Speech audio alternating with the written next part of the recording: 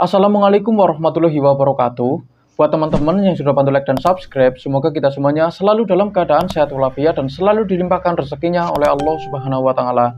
Amin ya rabbal alamin.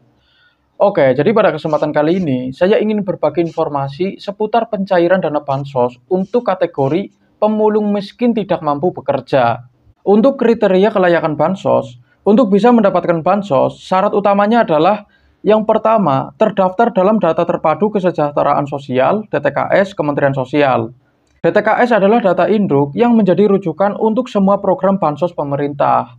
Nah, jadi untuk yang belum terdaftar di DTKS, sesegera mungkin untuk mendaftarkan diri melalui kantor desa atau kelurahan setempat. Nah, terus untuk syarat yang kedua, itu ditetapkan sebagai keluarga miskin atau rentan miskin. Kondisi pemulung miskin biasanya memenuhi kriteria ini yang diukur dari indikator seperti penghasilan, kondisi tempat tinggal, lantai tanah, dinding, bambu, atau papan, pengeluaran lebih banyak untuk makan, dan tidak memiliki aset.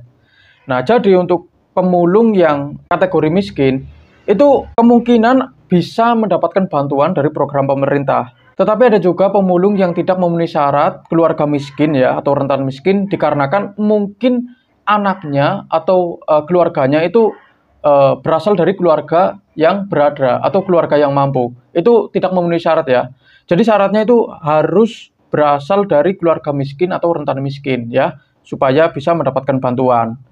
Nah, terus syarat yang ketiga, itu bukan pegawai negeri sipil atau PNS, TNI, Polri, atau memiliki penghasilan tetap di atas upah minimum provinsi atau UMP. Jadi untuk pemulung yang miskin itu bukan anggota dari kepolisian, bukan PNS, ya kan, atau bukan dari TNI. Itu tidak boleh ya. Kalau terdaftar sebagai aparatur sipil negara, itu tidak boleh juga ya. Nah, terus untuk kondisi tidak mampu bekerja akan menjadi pertimbangan kuat, terutama jika hal ini disebabkan oleh yang pertama, penyandang disabilitas berat.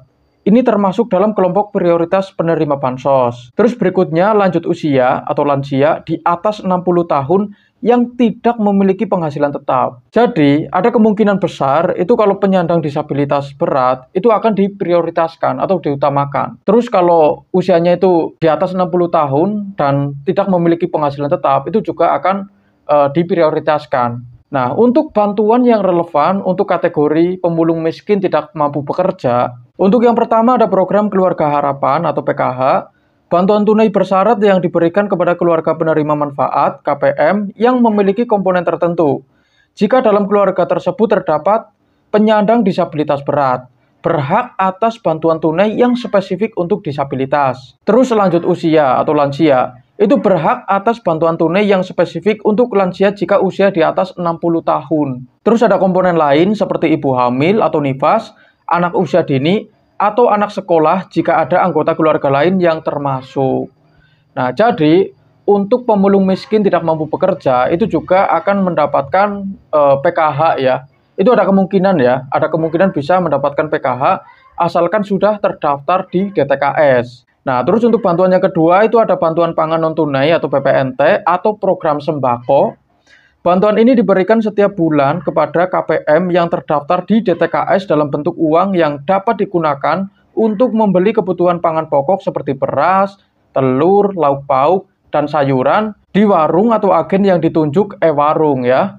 Nah, jadi di samping mendapat PKH, untuk pemulung miskin yang tidak mampu bekerja itu juga kemungkinan bisa mendapatkan bantuan sembako ya, dan bisa dicairkan melalui warung atau agen terdekat. Terus bantuan yang ketiga, penerima bantuan iuran jaminan kesehatan (PBIJK). Iuran bulanan BPJS Kesehatan untuk fakir miskin dan orang tidak mampu dibayarkan oleh pemerintah sehingga mereka dapat mengakses layanan kesehatan secara gratis. KPM yang terdaftar di DTKS dan miskin berhak mendapat bantuan ini. Nah, jadi di samping mendapatkan sembako dan PKH, untuk kategori pemulung miskin ya, itu juga bisa mendapatkan bantuan iuran jaminan kesehatan ya. Nah, untuk bantuan yang keempat yaitu asistensi sosial penyandang disabilitas berat atau ASPDB. Jika kondisi tidak mampu bekerja disebabkan oleh disabilitas berat dan tidak dapat melakukan aktivitas sehari-hari sendiri, selalu memerlukan bantuan orang lain, maka individu tersebut berhak mendapatkan bantuan tunai spesifik dari Kemensos yang disebut ASPDB. Nah, jadi untuk bantuan yang keempat ini itu dikhususkan untuk disabilitas berat ya.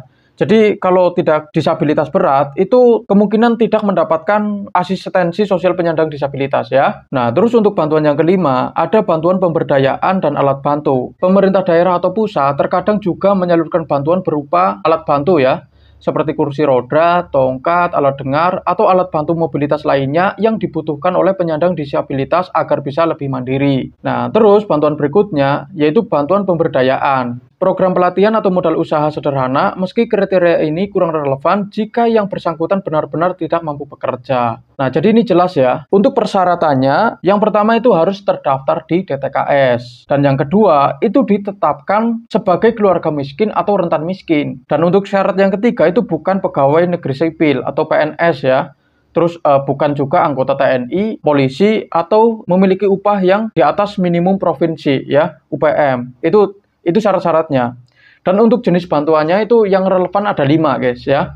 Untuk yang pertama program PKH, yang kedua itu program sembako, yang ketiga itu ada bantuan iuran jaminan kesehatan, dan yang keempat ada bantuan untuk penyandang disabilitas berat, dan yang kelima ada bantuan pemberdayaan dan alat bantu. Dengan catatan, untuk memastikan seseorang dapat menerima bansos, langkah pertama yang terpenting adalah memastikan orang tersebut terdaftar dan data dirinya akurat di DTKS melalui musyawarah di tingkat desa, kelurahan, dan diverifikasi oleh dinas sosial setempat. Nah, jadi seperti itu. Dan buat yang belum terdaftar, segera mendaftar melalui kantor desa atau kelurahan setempat.